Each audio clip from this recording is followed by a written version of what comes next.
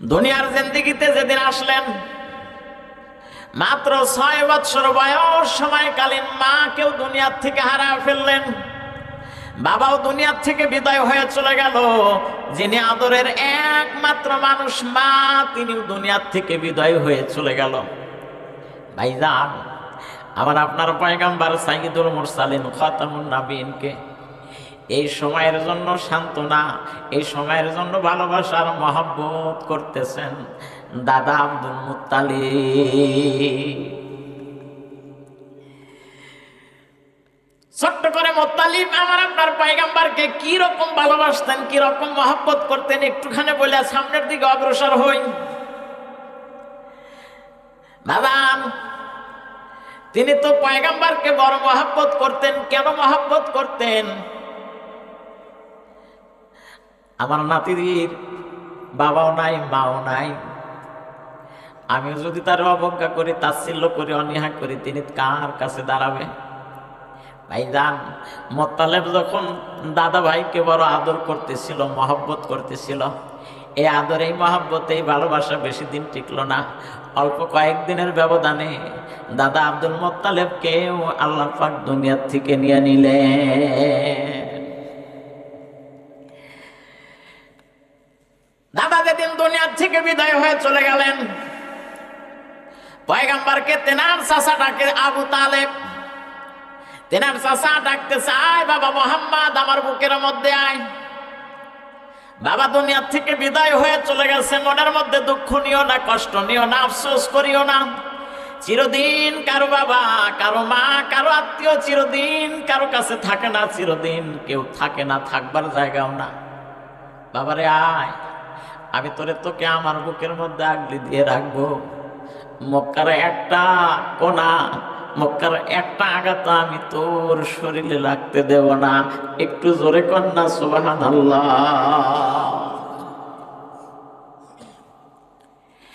একটা আঘাত তো তোরে আমি লাগতে দেব না। আবু তালেব রাতের বেলায় মোহাম্মদকে নিয়ে ঘুমায়। রাতের বেলায় খাবারের সময় একসঙ্গে একই জায়গার মধ্যে অবস্থান বসে থাইকা দুজনে খানা খায়। আবু তালেবের আর সন্তানদেরকে আবু তালেব খানা খাওয়ান না। সব সন্তানেরা নিজে হাতে উঠায় উঠায় খাবার খায়, আর কেবলমাত্র শুধুমাত্র আমার আপনার পয়গম্বর নবীকে তিনি নিজ হাতে খানা খাওয়ায়া দেন। নিজ হাতে খানা খাওয়ায়া দিচ্ছেন। আবু তালেবের আর সন্তানেরা ডাকতে বলে, আব্বা, আমরা হইলাম আপনার আপন সন্তান, অথচ আমার চাচাতো ভাইকে নিয়ে আপনি কত মহব্বত করেন, কত আদর করেন, কত ভালোবাসেন। একই সঙ্গে খানা খাইতে বসি, আমাদের মুখে আপনি খাবার উঠায়া দেন না, কিন্তু মুহাম্মাদের মুখে খানা উঠায়া দেন। আবু তালেব ডাকতে বলে, বেটারা শোনো, যা বলবার বলছো, আর কোনদিন মুহাম্মাদকে নিয়ে কোনো প্রশ্ন করবা না, কোনো কথা বলবা না। তোমরা তো জানো আমার ভাতিজার বাবাও দুনিয়ার থেকে বিদায় হয়ে চলে গেছেন, মাটাও দুনিয়ার থেকে বিদায় হয়ে চলে গেছেন। আমার ভাতিজাকে তোমাদের সঙ্গে বসায় রেখে যদি তোমাদের সাথে খাবার খাওয়াইতে গিয়ে তোমাদেরকে ভালো একটু বেশি বেশি ফেলি, আমার ভাতিজার মনের মধ্যে কষ্ট পাবে। আমার বাবা যদি থাকতো আমারে বড় ভালোবাসতো, আমার মা যদি থাকতো আমারে বড় মহব্বত করতো। বাবাও নাই, বাবা মাও নাই, যেই কারণে আমারে আর কেউ ভালোবাসে না। এই অভিযোগের থেকে নিস্তার পাবার জন্যে আমি আমার ভাতিজাকে তোমাদের চাইতে বেশি মহব্বত করি। জোরে কন্যা সুবহানাল্লাহ। মুসলমান ভাইজানেরা, আমার বাবাজিরা আমার, এদের কেমন মহব্বত বাবা! এই মহব্বত তো দীর্ঘ একটা লম্বা সময় পয়গম্বরের কপালে জুটলো না। একটা সময়, একটা মুহূর্তে আবু তালেব দুনিয়ার থেকে বিদায় হয়ে চলে গেল। মুসলমান ভাই, সব মানুষগুলা, কাছের মানুষগুলা এক এক করে যখন এভাবেই যখন চলে যাচ্ছেন, দয়ার নবী মায়ের নবী বড় একাকার হয়ে যাচ্ছে। আবু তালেব যখন বিদায় হয়ে চলে গেলেন, এবার নবীকে সান্ত্বনা কে দিবে বাবা? এবার নবীকে যিনি সান্ত্বনা দেবার জন্য দাঁড়িয়ে গেলেন, তিনি ছিলেন মা খাদিজাতুল কুবরা। জোরে করে বলেন না মারহাবা। এ মুসলমান ভাইজান, আমি লম্বা করে এদিকে আপনাদেরকে নিয়ে যাব না। তাহলে পয়গম্বরকে খাদিজাতুল কুবরার আশ্রয়স্থলে অবস্থান করতেছিলেন। খাদিজাতুল কুবরাও বেশি দিন টিকলেন না, দুনিয়া থেকে বিদায় হয়ে চলে গেলেন। আমার আপনার পয়গম্বর সাইয়্যিদুল মুরসালিন খাতামুন নাবিয়্যিন এমন একটা সময়, এমন একটা মুহূর্তে, এমন একটা সময়, এমন একটা মুহূর্তে একাকার অবস্থার মধ্যে পড়ে গেলেন। মক্কা নগরীর অন্ধকার দূরীভূত করবার জন্যে যেদিকেই হস্তক্ষেপ করেন সেদিক থেকেই হাত ফিরিয়ে দেওয়া হয়, যেদিকেই যাইতে চান সেদিক থেকেই তাকে ফিরিয়ে দেওয়া হয়। নতুন ধর্মের দীক্ষা কেউ গ্রহণ করতে চায় না, কারণ সব হলো বাপ দাদার আমলের ধর্মে সন্তুষ্ট। জোরে বলেন ঠিক কিনা? যেখানে সব মানুষ বাপ দাদার ধর্মে দীক্ষিত সন্তুষ্ট, সেখানে পয়গম্বরের নতুন ধর্ম কি করে গ্রহণ করবে বাজান? পয়গম্বর নতুন ধর্মের দাওয়াত দেন, লা ইলাহা ইল্লাল্লাহু মুহাম্মাদুর রাসূলুল্লাহ। জবান খুলে একটা আওয়াজ করে পড়েন, লা ইলাহা ইল্লাল্লাহু মুহাম্মাদুর রাসূলুল্লাহ। পড়েন সাল্লাল্লাহু আলাইহি ওয়াসাল্লাম। এর চাইতে বেশি আওয়াজ দিতে আমাজানরা না করে দিছে নাকি? হ্যাঁ, খবরদার, অশুনতে যাবে বেশ ভালো কথা।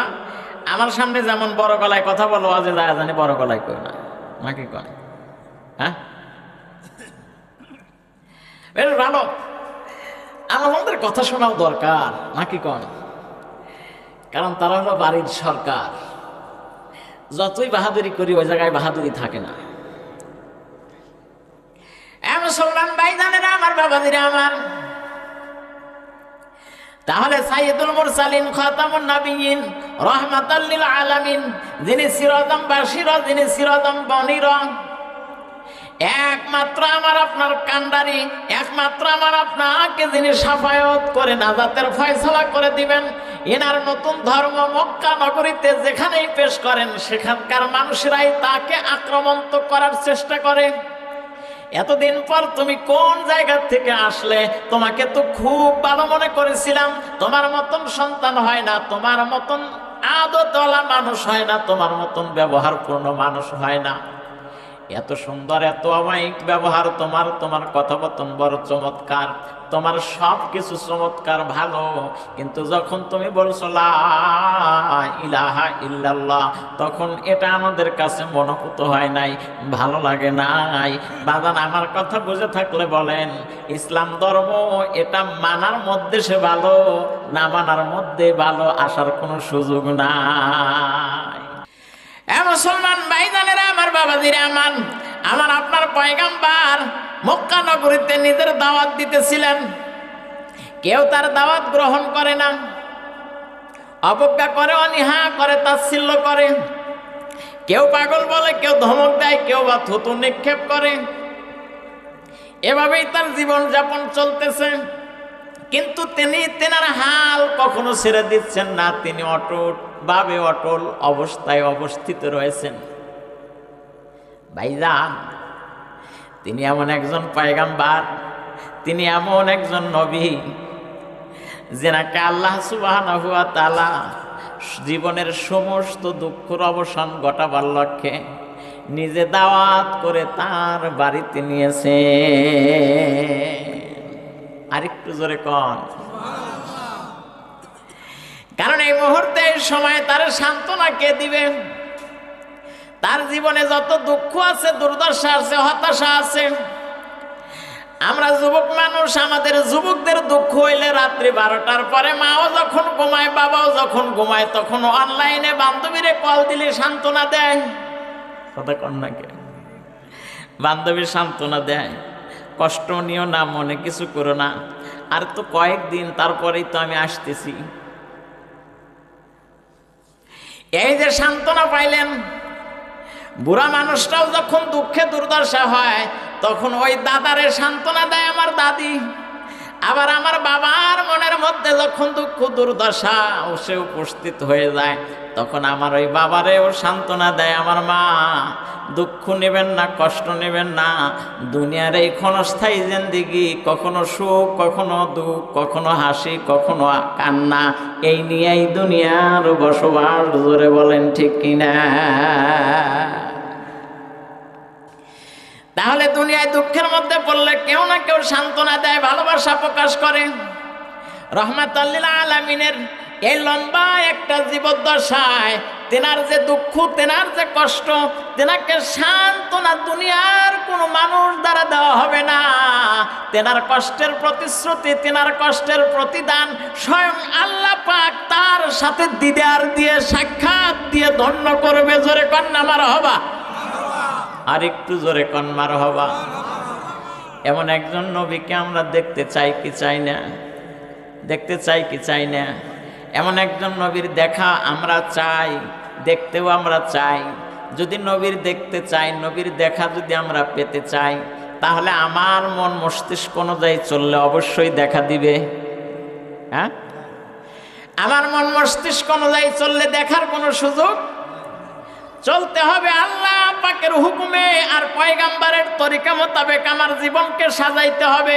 যদি আমার এই জীবনকে যদি আল্লাহ পাকের হুকুম আর পয়গাম্বারের তরিকা মোতাবেক যদি চালাইতে পারি, তাহলেই কেবলমাত্র শুধুমাত্র আমার উপরে আমার আপনার পয়গাম্বারের শাফাআত নসিব হবে, আল্লাহ পাকের সন্তুষ্টি বর্ষিত হবে, সন্তুষ্টি হয়ে যাব, সন্তুষ্টি হয়ে যাবে। আল্লাহ যদি সন্তুষ্ট হয়, আমাদের আর কোনো কিছুর দরকার হয় না।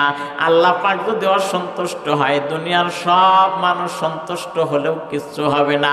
সুতরাং দুনিয়ার সব ক্ষেত্রে একমাত্র সন্তুষ্ট করতে হবে কারে? জিবরাইল আমিনকে ডাকতে বলেন, জিবরাইল আমিনী, আমার হাবিব, আমার পয়গাম্বার দীর্ঘ লম্বা একটা সময় কষ্টের মধ্যে অবস্থান করেছে। আমি এই কষ্ট থেকে আমার হাবিবকে একটু সান্ত্বনা দিতে চাই, আমার হাবিবকে আমার বাড়িতে আমি আনতে চাই। জিবরাইল আমিনী বললেন, খুব ভালো, মারহাবা, এটা তো ভালো কথা। আপনার দোস্তরে আপনি আনবেন, আমার তো কোনো কথা থাকে? আপনার দোস্তরে আপনি আনবেন, আমার তো কোনো কথা নাই, আমার তো কোনো অভিযোগ থাকে না। আমার কি করা লাগবে সেটা আপনি বলে দেন, আমি অর্ডার পালন করতে রাজি।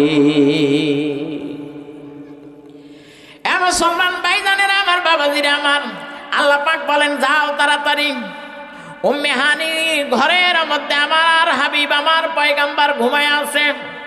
খবরদার, ঘুমের মানুষকে শরীরের মধ্যে হাত দিয়েও জাগাইবে না, আবার হুজুর হুজুর কয়েও ডাকবে না। পয়গাম্বার ওঠেন ওঠেন এই বলে হামলাইবে না, চিল্লাইবে না। খবরদার, হিকমত অবলম্বন করে আমার পয়গাম্বারকে ঘুম থেকে জাগাবে, যাতে আমার পয়গাম্বারের মনে কোনো কষ্ট না নেয়। জোরে কন না সুবহানাল্লাহ, আর একটু জোরে কন, আরো জোরে কন। আমাদেরকেও এরকম সতর্ক করে। দেখবেন বাবান, যদি বাবায় ঘুমায়, বাসার থেকে যদি অন্য বাসার থেকে কেউ ডাকতে আসে, এই অমুকে আছে নাকি? বলে হ্যাঁ আছে। বলে একটু পাঠায় দেন। বলে এখন সম্ভব না। কেন? বলে সে ঘুমাইতেছে, ঘুমে ডিস্টার্ব করা যাবে না। কথা কন না কেন? ইসলাম দেখেন কত সুন্দর পরিপূর্ণ বিধান। আপনি ঘুমাইলেন, ঘুমের সময় যদি ডাকাকে আপনি বিরক্ত মনে করেন, ডাকা যাবে? এই যে এখন তো ফ্যাশন হয়ে গেছে আমাদের ওয়াজ নসিহত, যেখানে 2টা মাইক দিলে চলে, সেখানে 15টা মাইকের আয়োজন। কথা কন না কে? 15টা মাইক। আমার কথা হলো বাজান, এই গ্রামের মধ্যে অসুস্থ মানুষও থাকতে পারে, যার কর্ণকহরে বিকট আওয়াজ গেলে তিনি বিরক্ত হন, রাগ করেন, গোসা হন, এমন লোক থাকলেও থাকতে পারে কি পারে না? জোরে কন। তাহলে এই যে লম্বা সময় আমি দিনের কথা বলতেছি আর উনি কষ্ট পাইতেছে, এই কষ্ট দেওয়াও ইসলাম সমর্থন করে না। বুঝেন নাই? এখন তো আমাদের এগুলো ফ্যাশন হয়ে গেছে। ফ্যাশন না হয় মানে কি করবে, যে কারণে পাবলিক এখন মাহফিলে কম আসে, ঘরের মধ্যে থেকেই শোনা যায়, কথা কর না কে। এখন অনলাইনে সব বয়ান শুনে, হুজুর খুব খুব শুনি না বয়ান, খুব শুনি, ঘুমাসার আগ পর্যন্ত বয়ান শুনি, আছে না এরকম? জিবরাইল আমিন ডাক দিয়ে বলেন, ঠিক আছে আমি আপনার অর্ডার পরিপূর্ণভাবে পালন করতে রাজি। জিবরাইল আমিন শুধু অর্ডার পালন করেন না, আল্লাহ পাকের অসংখ্য ফেরেশতা আছে যেনারা এক মুহূর্তের জন্য আল্লাহ পাকের নাফরমানি করেন না, আল্লাহ পাকের অবাধ্যতা হয়ে চলেন না। ভাইজান, এক মুহূর্তের জন্য নাফরমানি করেন না, এক মুহূর্তের জন্য আল্লাহ পাকের হুকুমের অবাধ্য হন না। এমন ফেরেশতা লাখ লাখ কোটি কোটি ফেরেশতা আল্লাহ পাক নিয়োজিত করে রেখে দিয়েছেন, সেখানে জিবরাইল আমিন তো প্রশ্নই আসে না, কারণ তিনি হলেন বার্তাবাহক, তিনি হলেন ওহী আনা নেওয়া করে। জোরে কন্যা সুবহানাল্লাহ। মুসলমান ভাইজানেরা আমার, বাবাজিরা আমার, উম্মে হানির ঘরের মধ্যে পয়গাম্বার শোয়া, উম্মে হানির ঘরের মধ্যে পয়গাম্বার শোয়া, পয়গাম্বার শোয়া। এমতো অবস্থায় আল্লাহ পাকের হুকুমে উম্মে হানির ঘরের ছাদটা ফাঁকা হয়ে গেছে, ছাদটা ফাঁকা হয়ে গেছে। জিবরাইল আমিন সরাসরি ওই ছাদ দিয়ে আসছেন, ছাদের ফাঁকা জায়গা দিয়ে ঘরের মধ্যে প্রবেশ করছেন। খুব খেয়াল করবেন বাজান, হয়তো কোনো কথা বলবার জন্য এখানে বলছি নাই, আমি যে কথাটা আপনাদের সামনে তুলে ধরছি বাজান, মুসলিম শরীফের হাদিস থেকে আপনাদেরকে শোনাইতেছি। মুসলিম শরীফের 300 নাম্বার হাদিস এটা। এই হাদিসের আংশিক আলোচনা আমি আপনাদের সামনে তুলে ধরছি। মারহাবা কম, আর একটু জোরে কম। উম্মে হানির ঘরের ছাদটা ফাঁকা হয়ে গেছে, জিবরাইল আমিন সেখান দিয়ে নিচে নামছেন, ঘরের মধ্যে প্রবেশ করছেন। ঘরের মধ্যে প্রবেশ করে দেখে দয়ার নবী মায়ের নবী বিভোর সে ঘুমাইতেছে। সুবহানাল্লাহ কম। ভাইজান, নবীর কিনারায় জিবরাইল আমিন দাঁড়িয়ে গেছেন। কেমন করে নবীকে ঘুম থেকে জাগাবেন? কিতাব সাক্ষী দেয় বাজান, জিবরাইল আমিন পয়গম্বরের দু পায়ের মাঝামাঝি একটা জায়গায় নিজের দুইটা গাল দু পায়ের সঙ্গে লাগায়া দিছে।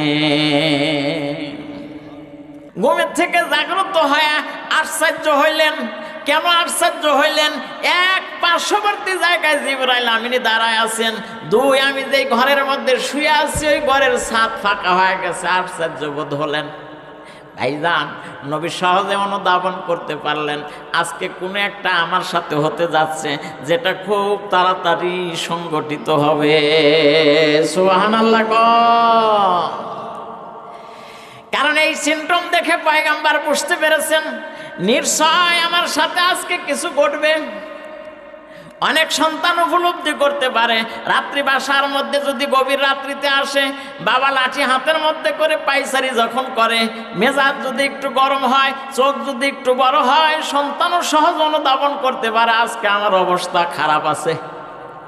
কথা কর না ভাইজান, বাবার মশান দেখে যদি সন্তান উপলব্ধি করতে পারে, মায়ের মশান দেখে যদি সন্তান উপলব্ধি করতে পারে, আর মায়ের নবী দয়ার নবী তিনি সাধারণ কোনো মানুষ নয়, তিনি হলেন মহাসাধারণ, তিনি হলেন অসাধারণ একজন ব্যক্তি। তেনাকে আল্লাহ পাক হিকমত দিয়ে ইলম দিয়ে তার সিনাকে পরিপূর্ণ করে দিছে। আরেকটু জোরে কম। মুসলমান ভাইজানেরা আমার, বাবাজিরা আমার, সাইয়্যিদুল মুরসালিন খাতামুন নবিয়্যিন তিনি ঘুম থেকে যখন জাগ্রত হয়েছেন, ভাই জিবরাইল আমিন আপনি এই সময় আমার এই জায়গার মধ্যে কেন আপনি আসছেন? কি আপনার কারণ এখানে আগমন করা আমি কি একটু জানতে পারি? জিবরাইল আমিন ডাক দিয়ে বলে, হ্যাঁ অবশ্যই আপনি জানতে পারবেন, অবশ্যই আপনাকে জানানো হবে। এই মুহূর্তে এই সময় আপনি পরিপূর্ণ গ্রহণ করেন। এই সময় আমার সঙ্গে আল্লাহ পাক আপনাকে নিয়ে যেতে বলেছেন। আল্লাহ পাক এই সময়ের মধ্যে আপনার সাথে দিদার দিবে। জোরে বলেন না সুবহানাল্লাহ। উম্মে হানি ঘরের মধ্যে জিবরাইল আমিনের সাথে দাঁড়ায় আছেন। পয়গম্বর ডাক দিয়ে বলেন, ভাই জিবরাইল, এই সময় আপনি আমার এই কামরার মধ্যে, এই কুঠুরির মধ্যে কেন আসা হাজির হইলেন? জিবরাইল আমিনী ডাক দিয়ে বলে, ইয়া রাসূলুল্লাহ, ইয়া হাবিবাল্লাহ, হুজুর, এই মুহূর্তে আপনি তাড়াতাড়ি প্রস্তুতি গ্রহণ করুন। আমার সঙ্গে আপনাকে আমি নিয়ে যাব, আমার সঙ্গে আমি আপনাকে নিয়ে যাব। নবী আমার ডাক দিয়ে বলেন, আমি কোথায় যাব? বলে, আল্লাহ পাক আপনাকে নিয়ে যেতে বলেছেন। জোরে কন্যা সুবহানাল্লাহ। এ মুসলমান ভাইজান, দীর্ঘ জীবনের সমস্ত দুঃখ, দুর্দশা, হতাশাকে একেবারে ধুয়ে মুছে পরিষ্কার করবার জন্য উম্মে হানির ঘর থেকে নবীকে বের করলেন। নবীকে ঘর থেকে বের করে কেতাবের মধ্যে আসছে, সিনা চাক করলেন, অপারেশন করলেন। ভাইজান, কেতাবের মধ্যে আসছে যখন অপারেশন করলেন, অপারেশন করে বুকটা ফাইরিয়া ভেতর থেকে কি যেন বের করলেন। বের করে এটা জমজমে কূপের পানি দিয়ে ভর্তি করলেন, জমজম কূপের পানি দিয়ে ধৌত করলেন, পরিষ্কার করলেন। পরিষ্কার করে ওইটা আবার ভেতরের মধ্যে প্রবেশ করায় দিলেন। জিবরাইল আমিনী হাতে করে একটা পাত্র নিয়ে এসেছেন, ডাইন হাতে এক পাত্র, বাম হাতে একটা পাত্র, দুইটা স্বর্ণের পাত্র নিয়ে এসে হাজির হয়েছেন। একটা পাত্রের মধ্যে হেকমত, জ্ঞান দিয়ে পরিপূর্ণ, আর একটা পাত্রের মধ্যে এলেম। হেকমত আর এলেম দুই জিনিস দিয়ে এই দুইটা পাত্র জিবরাইল আমিনী তার সামনে এনে হাজির করে দিয়েছেন। ইয়া রাসূলুল্লাহ, ইয়া হাবিবাল্লাহ, এই যে দুইটা জিনিস অপারেশন থিয়েটারে যিনি জমজম কূপ দিয়ে যে জিনিসটা ধুয়ে পরিষ্কার করে দিয়েছেন, ওইটার মধ্যে দুই জিনিস ঢুকায়া পরিপূর্ণভাবে সেলাই করে দিলেন। জোরে বলেন না মারহাবা। এ মুসলমান ভাইজান, কেউ বলছেন পয়গম্বরের সিনা চাক 3 বার হয়েছে। কয়বার? সিনা চাক পয়গম্বরের কেন করলেন বাজান? আমার আপনার সিনা চাক করে নাই বিদায় আমারে কিছু বললে আমি বরদাস্ত করতে পারি না। কথা কন নাকি? আমারে কেউ কিছু বললে আমি বরদাস্ত করতে পারি না, সহ্য করতে পারি না। আর পয়গম্বরের জীবদ্দশায় আপনি নজর করে দেখেন, পয়গম্বরের জীবনে আপনি তালাশ করেন, পয়গম্বরের জীবনে আপনি পড়ে দেখেন, ইহুদি খ্রিস্টান নাসরাত থেকে শুরু করে যত মানুষ পয়গম্বরকে নির্যাতন করেছেন, উনি পয়গম্বর আগে বাড়ায়া তাদেরকে নির্যাতন করেন নাই। আগে বাড়ায়া নির্যাতন করেন নাই, আগে বাড়ায়া। বোঝেন তো, অনেকে আছে পায়পাড়া দিয়ে বিবাদ করে, কোনো কথা নাই, কিছু নাই, বার্তা নাই, ঘুষাঘুষি লাগাই দিছে। কে রে এরকম কে কয়? ওই দিক থেকে শুরু হয়েছে, বোঝেন নাই? আল্লাহর পয়গম্বরের দিলের ভিতর থেকে সমস্ত হিংসা, ফাসাদ, অহংকারকে দূরীভূত করে দিয়ে, সমস্ত কুফরিকে দূরীভূত করে দিয়ে একমাত্র আল্লাহ পাকের ইলম দিয়ে সিনাকে পরিপূর্ণ করে দিয়েছিলেন, ভরপুর করে দিয়েছিলেন। ভাইজান, জিবরাইল আমিনী সাইয়্যিদুল মুরসালিন খাতামুন নাবিয়িনকে নিয়ে যাচ্ছেন।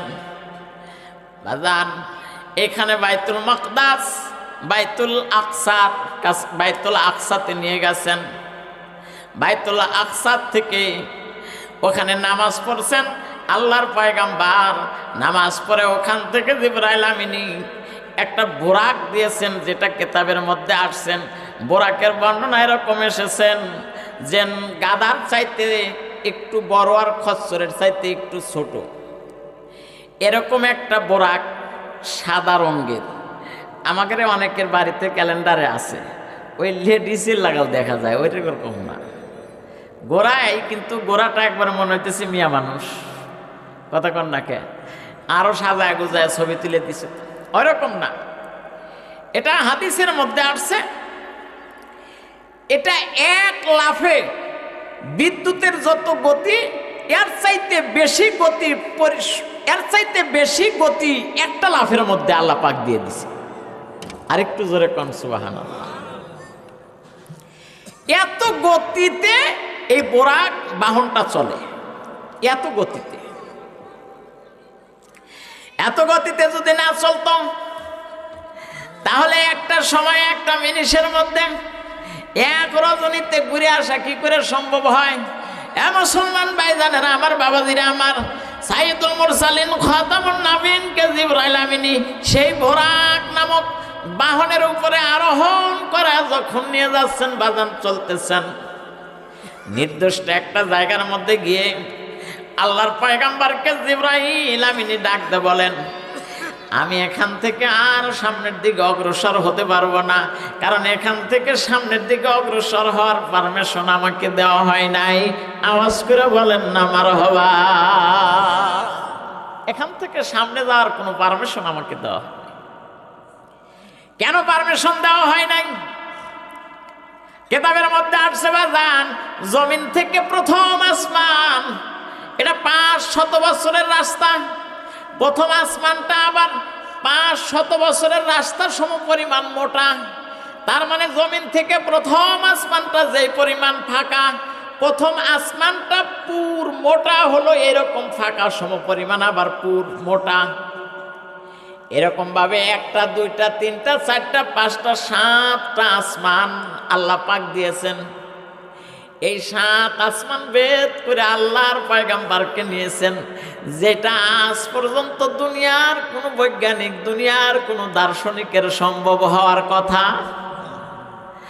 দুনিয়ার কোনো বৈজ্ঞানিক, দুনিয়ার কোনো দার্শনিক আজ পর্যন্ত প্রথম আসমানই তো কিনারা পায় নাই। কথা কন নাকি? প্রথম আসমানের কিনারা পায় নাই, প্রথম আসমানের লাগালি তারা পায় নাই। কি করে তারা এই আসমান ভেদ করে উপরে যাবে? কোনোদিনও সম্ভব হবে না। ভাইজান, এ ব্যাপারে আল্লামা তারিক জামিল রহমাতুল্লাহি আলাইহি সুন্দর করে আলোচনা করেছেন। বাজান, আমি আজকে আপনাদের সামনে ওই ব্যাপারে নিয়ে যেতে পারবো না, তবে শুধুমাত্র কেবলমাত্র ধারণা রাখবেন এই, আল্লাহ পাক যেটা সম্ভব করেন দুনিয়ার মানুষের কাছে অসম্ভব হইলেও আল্লাহ সেটা করতে পারে কি পারে না? আমার আপনার সকলের কাছে অসম্ভব হইলেও আল্লাহ পাকের কাছে অসম্ভব, আল্লাহ পাকের কাছে সম্ভব না, আল্লাহ পাকের কাছে সম্ভব। সুতরাং 7 আসমান ভেদ করে বাজান সাইয়্যিদুল মুরসালিন খাতামুন নবীন নির্দিষ্ট একটা কক্ষের মধ্যে অবস্থান করতেছেন। এ মুসলমান ভাইজান, এই মধ্যবর্তী জায়গাতে পয়গম্বরগণের সাথে আমার আপনার পয়গম্বরের সাক্ষাৎ হয়েছে, কথোপকথন হয়েছে। মসজিদে বাইতুল মাকদাসে গিয়ে নামাজ পর্যন্ত করেছে, ইমামতি পর্যন্ত করেছে, সমস্ত পয়গম্বরের ইমামতি করেছে। খানায় কাবা ঘর যেখানে, ওই খানায় কাবা ঘর ঠিক উপরে আসমানের উপরে একটা মসজিদ আছে। ওই মসজিদটার মধ্যে ফেরেশতারা ইবাদত করে। সুবহানাল্লাহ। ওই মসজিদের মধ্যে ফেরেশতারা ইবাদত করে থাকেন। একবার যে ফেরেশতা একবার প্রবেশ করেছে, দ্বিতীয়বার ওই মসজিদের মধ্যে প্রবেশ করার আর কোনো সুযোগ হবে না।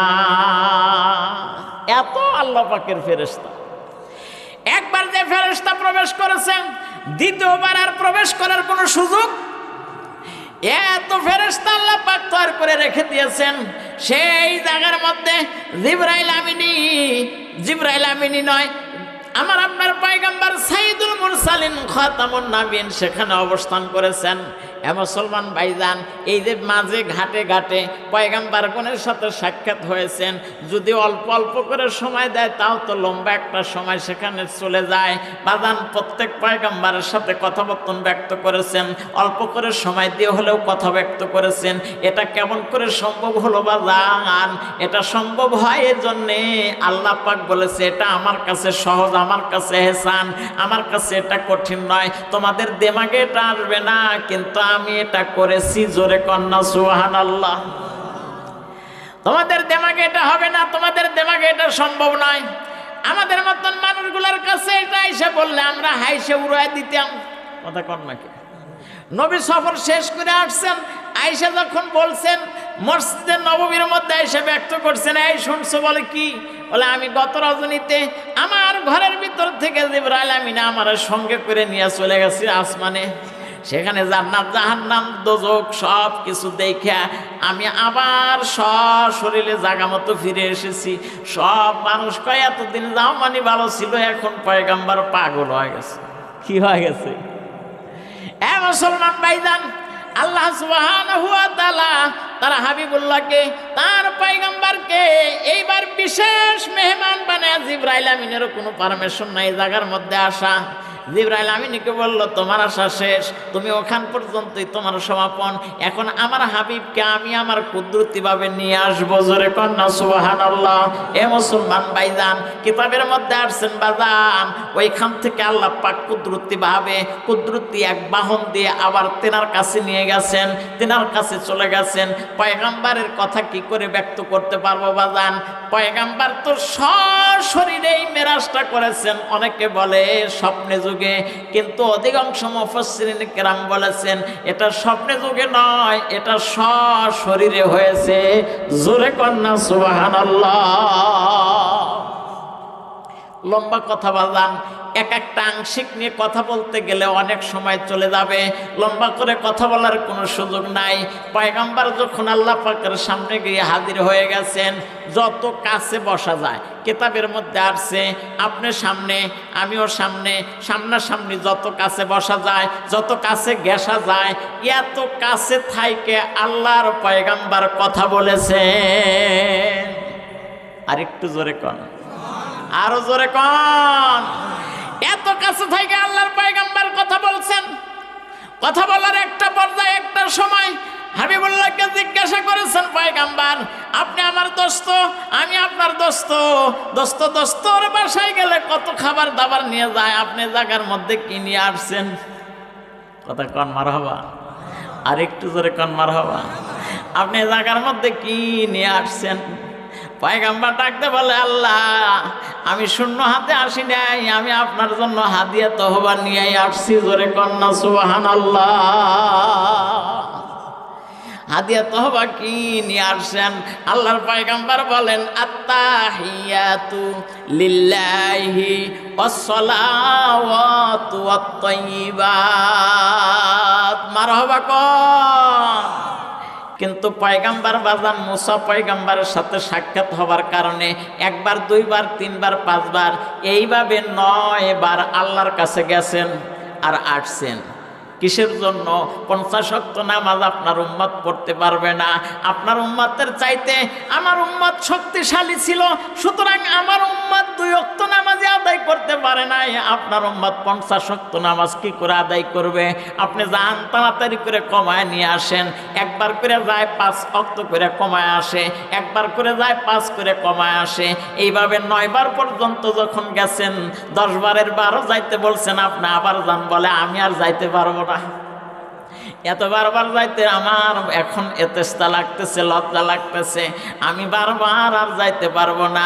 বাজান রহমান রহিম মাওলা পয়গম্বরকে ডাকতে বলে, হাবিবুল্লাহ আপনি আর আসবেন না, না আসলেন কিন্তু 50 ওয়াক্ত নামাজের যেটা আমি ওয়াদাবদ্ধ হয়েছি সেটা থাকবে।